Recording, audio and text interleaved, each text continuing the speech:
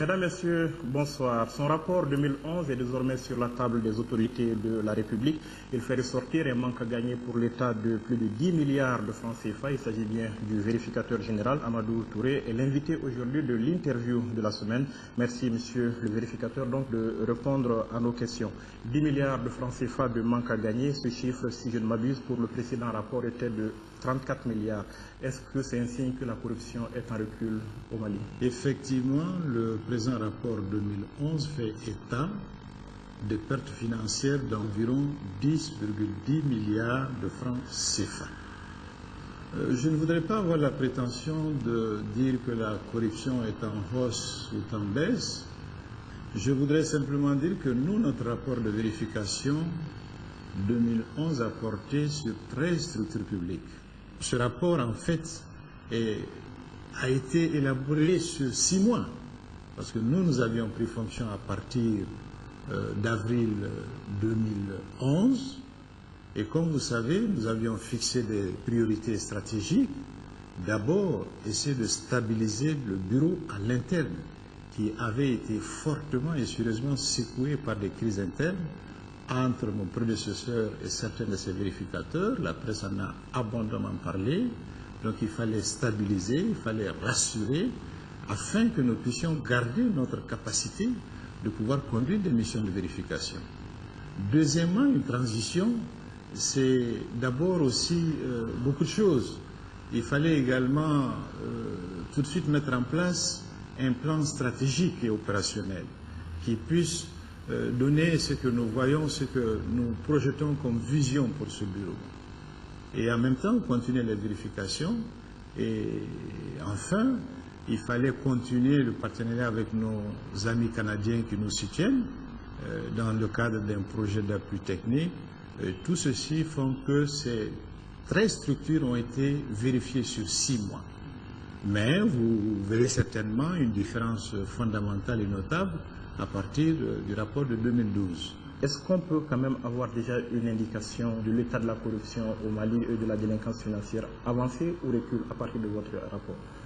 Vous savez, moi je pense que la corruption, il ne s'agit pas se prononcer sur la corruption en hausse ou en baisse ne dépend pas de la production d'un rapport du bureau du vérificateur général ou de tout autre organe de contrôle, parce que pour nous, une lutte contre la corruption ne dépend pas simplement de la création d'institutions, de la mise en place de la création ou de l'institution d'infractions ou bien de structures spécialisées. La lutte contre la corruption, c'est une vision globale du fonctionnement de l'État, de la structure de l'État, afin que nous ayons une administration performante, une administration bien rémunérée, une administration qui puisse être également responsable.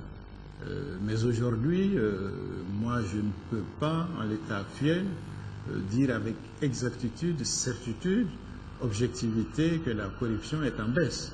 10 milliards de francs CFA, quand on voit que vous avez travaillé sur 13 services, vous avez dit 10 milliards de francs CFA, on peut considérer que c'est un échantillon. Qu'est-ce que ça représente dans ce que peut représenter la perte globale que l'État a subie au cours de l'année? Dans cette approche, vous avez parfaitement raison, parce que ces 10 milliards ont été constatés également sur des structures qui supportent l'essentiel de l'économie nationale.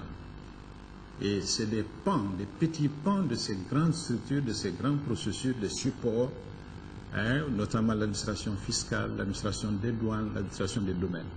Voici aujourd'hui les 3 structures publiques pourvoyeuses des recettes fiscales.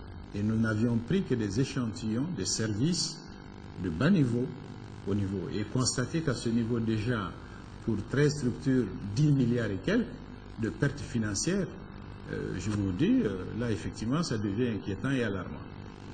Ça veut dire que les pertes réelles sont de l'ordre de beaucoup plus? Ah, mais c'est des pertes certaines. Et là, quand je dis pertes financières, c'est vraiment avec toutes les certitudes établies, c'est avec toute l'objectivité requise et par rapport en respect et en application de toutes les normes que nous avions, que nous sommes amenés à constater ce chiffre. Ce chiffre n'est pas du tout un fantasme, ce n'est pas des extrapolations, ce n'est pas des calculs, c'est des chiffres réels, c'est des montants réels. Vous nous avez cité tout à l'heure un certain nombre de services dans lesquels vous avez travaillé. Quels critères de choix pour les services que vous avez vérifiés? Nous choisissons les secteurs en fonction de ce que nous appelons une approche par les risques, c'est-à-dire des secteurs qui ont une importance critique dans la mise en œuvre des politiques, des programmes de développement.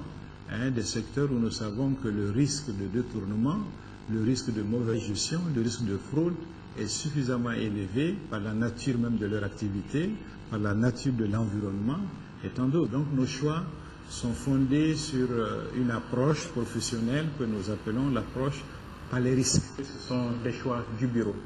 Ce sont des choix du bureau, absolument, totalement indépendants.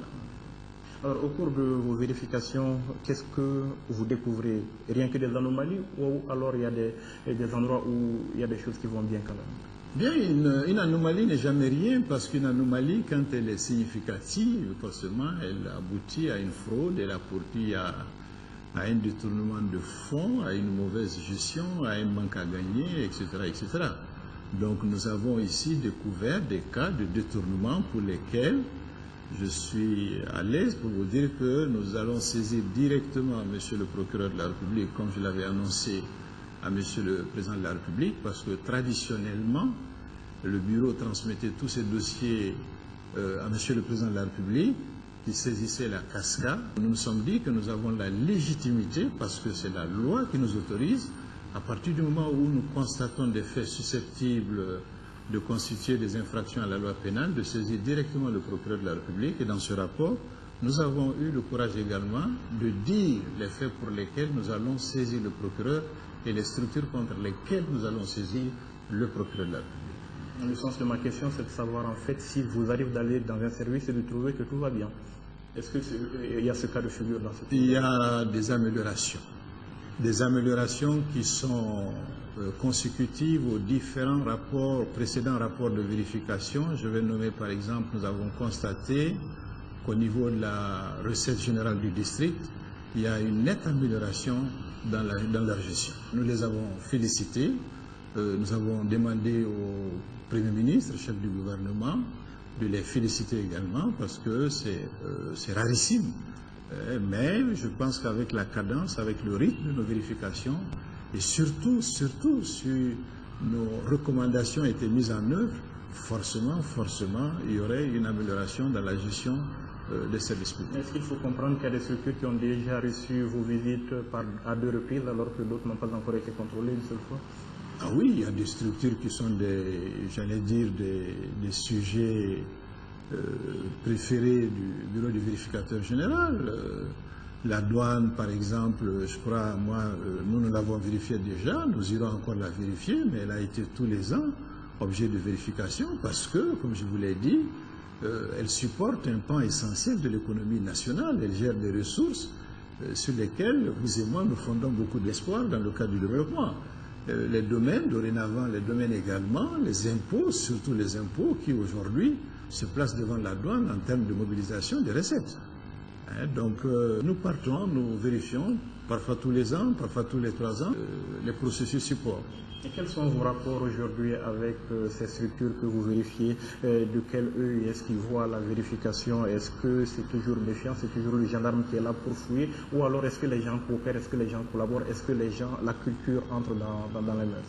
Oui, je crois qu'aujourd'hui, nous sommes en train de cultiver des relations professionnelles, les mêmes relations professionnelles avec les entités vérifiées.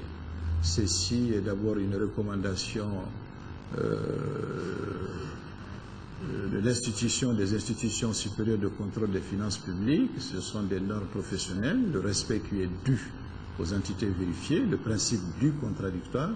Je crois que de mieux en mieux, on comprend le bureau du vérificateur général et qu'on comprend également que nous sommes là pour aider à améliorer les processus de gestion. Nous ne sommes pas des gendarmes, nous ne sommes pas des procureurs et nous entendons rester dans nos rôles et responsabilités de vérificateurs.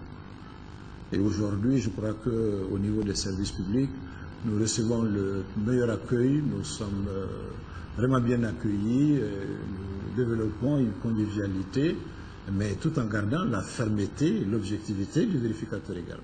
Quand on a vu vos services récemment dans une journée d'échange avec les structures vérifiées, on a plutôt eu l'impression que c'était pour pallier le fait que le courant ne passait pas trop. Nous essayons toujours d'améliorer les rapports. Ces quelques jours, nous allons nous transporter jusqu'à Ségou pour rencontrer une centaine d'entités vérifiées pour essayer, pour discuter, partager avec eux sur nos méthodes, sur nos pratiques, comment ces entités voudraient que nous procédions, et ainsi de suite.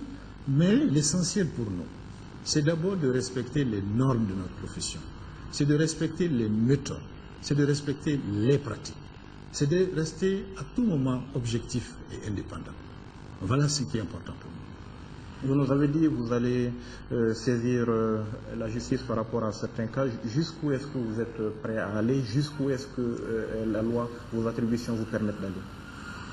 Ben, la loi nous permet tout, la loi nous permet tout. Toutes les fois qu'il s'agit de faits susceptibles de constituer une infraction à la loi pénale, la loi nous oblige de saisir le procureur de la République afin que cette autorité apprécie et donne une suite. Et je voudrais dire qu'avec la nouvelle loi, un élargissement a été opéré parce que même les infractions à la législation budgétaire et financière aujourd'hui, nous avons mission de les constater et de les dénoncer à la section des comptes. Donc c'est dire que nous allons saisir la loi dans toute sa grandeur, dans la plénitude de nos attributions, pour que toutes les fois où nous sommes en face d'un cas susceptible d'être un délit ou un crime, saisir le procureur de la République. Et qui est censé répondre devant la justice par rapport au fait que vous avez constaté? Ce sont les responsables d'entités ou ce sont des responsables à différents niveaux au sein de ces entités? Nous, cette fois-ci, je pense que nous avons eu le courage d'abord d'identifier les responsables gestionnaires et ceux auxquels ces faits sont imputables. Imputables dans le sens vérification, pas dans le sens judiciaire. Donc nous n'allons pas nous jeter pour dire telle direction. Non, nous allons situer l'opération frauduleuse, situer la responsabilité du gestionnaire et demander au procureur, inviter le procureur, soumettre les faits en identifiant la personne responsable de ce secteur, à lui d'apprécier maintenant si oui ou non il doit poursuivre. Vous soumettrez seulement ou vous serez là pendant que l'affaire sera en traitement à la justice? Mais si le procureur nous demandait de venir l'assister, c'est bien volontiers que nous le ferons, mais le bureau étant un service public de l'État, c'est le contentieux de l'État qui prend le relais. Mais nous pouvons toujours servir d'audit technique, logistique, c'est-à-dire un appui technique pour bien renforcer, pour aider le procureur à bien comprendre le sens et la portée de nos travaux. Parlons un peu de votre environnement qui a quelque peu changé avec un peu le vote de la nouvelle loi instituant le vérificateur général.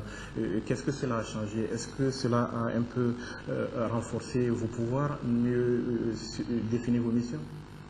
Oui, il y a quand même un élargissement de nos missions parce qu'aujourd'hui, entre autres, outre la vérification des opérations de recettes et de dépenses, la sincérité et la régularité, outre la qualité des services, la performance, nous avons aussi comme mission d'évaluer les politiques publiques, c'est-à-dire aujourd'hui, nous sommes légitimes à vérifier tant qu'une politique aura été définie comme étant une politique publique, par exemple, c'est un exemple de santé, d'éducation, ainsi de suite, est-ce que les moyens mis en œuvre pour atteindre les objectifs fixés dans le cadre de cette politique ont été atteints? Est-ce qu'il y a eu performance? Est-ce qu'il n'y a pas eu performance? Quelle est l'évaluation? Donc nous allons évaluer cette politique publique pour demander aux autorités, pour conseiller à l'autorité politique la continuation ou l'arrêt de ceci ou de cela. On vous a entendu à l'Assemblée nationale parler de cette TVA dont vous n'arrivez pas à vérifier le versement ou pas. C'est une limite à votre action et est-ce qu'il y en a d'autres? Il y en a d'autres, effectivement. La TVA, nous avons toujours pensé que le bureau devrait être habilité à pouvoir vérifier après les services des impôts, est-ce que si les services des impôts ont bien accompli leur mission de vérification en ce qui concerne le recouvrement de la taxe sur la valeur ajoutée. Pour l'instant, nous n'avions pas reçu mission sur le plan de la loi. Nous avons expliqué, et je pense que beaucoup de députés nous ont compris, que l'intérêt pour nous, ce n'est pas de décourager les investisseurs. L'intérêt pour nous, c'est simplement de contribuer à un accroissement plus actif des ressources publiques. Qu'est-ce que vous attendez de l'Assemblée nationale par rapport à toutes ces questions? L'Assemblée nationale, qu'elle nous donne mission, qu'elle corrige la loi, qu'elle nous donne mission de pouvoir, qu'elle nous habilite à pouvoir vérifier le reversement de la TVA, qu'elle nous donne mission de pouvoir vérifier toutes les fois qu'un particulier, un individu fait acte de mission d'ordre public, on puisse vérifier à ce niveau-là si tout se passe bien. Quelles sont, monsieur le vérificateur, les difficultés de votre travail au quotidien? Ce ne doit pas être facile de chercher à trouver ce que tout le monde veut vous cacher. Oui, ce n'est pas facile, mais nous, notre mission est de rechercher. En tout cas, nous mettons tout en œuvre sur le plan professionnel, sur le plan humain, la recherche des faits pour contribuer à l'amélioration de la gestion publique. Bon, naturellement, ça peut être difficile parce que l'archivage aujourd'hui est un problème. Vous n'avez jamais de documents d'archives bien gardés, presque dans la quasi-totalité des services publics. Le problème de l'information également se pose, ce qui fait que ce sont des facteurs qui réduisent un peu notre action, le dynamisme qu'on se donne pour aller en vérification. On vous a entendu ces derniers jours parler de tous ces documents qui auraient été détruits ou disparus à la faveur de tout ce que le pays a connu cette année comme événement. Ça ne risque pas de compliquer vos prochains travaux de vérification? Bien sûr, cela va impacter forcément les missions de vérification, surtout au niveau de la cité administrative. Présentement, nous avons des équipes qui rencontrent d'énormes difficultés parce que, à leur demande, tous les documents ont disparu. Est-ce vrai, est-ce faux? Je ne saurais vous le dire. Mais ce qui est sûr, nous rencontrons d'énormes difficultés au niveau de la cité administrative pour retrouver quelques documents comptables, quelques actes de gestion, ainsi de suite. Et qu'est-ce que vous entendez faire pour surmonter ces difficultés? Écoutez, nous allons voir si ce sont des documents déterminants, nous allons remonter le backup, c'est-à-dire que si nous ne le retrouvons pas ici, il est possible de le retrouver ailleurs. On va continuer la chaîne jusqu'à ce que nous puissions obtenir ce document, parce que, fort heureusement, certains documents sont gardés en plusieurs endroits. De par l'activité gouvernementale, de par l'activité de l'administration publique, un document, on peut trouver une ampliation à tel niveau, à tel autre niveau, et ceci peut nous aider. Ça veut dire que le rapport 2012 risque d'être quand même compliqué à produire? Non, le rapport 2012, il sera d'abord un rapport très complet, parce que nous avons eu le temps. Nous l'avons commencé. À ce jour, je puis vous affirmer que nous avons au moins 15 rapports prêts.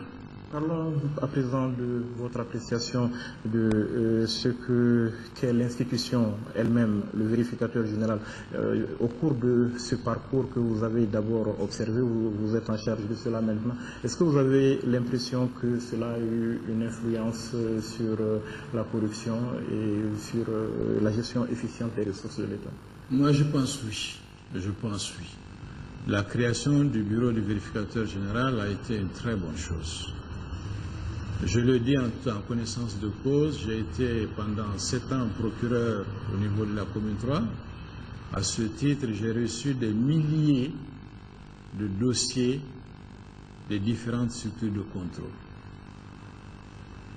C'est vrai qu'il ne faudrait pas percevoir le bureau du vérificateur général comme étant, comme on le dit, le diamant de la couronne.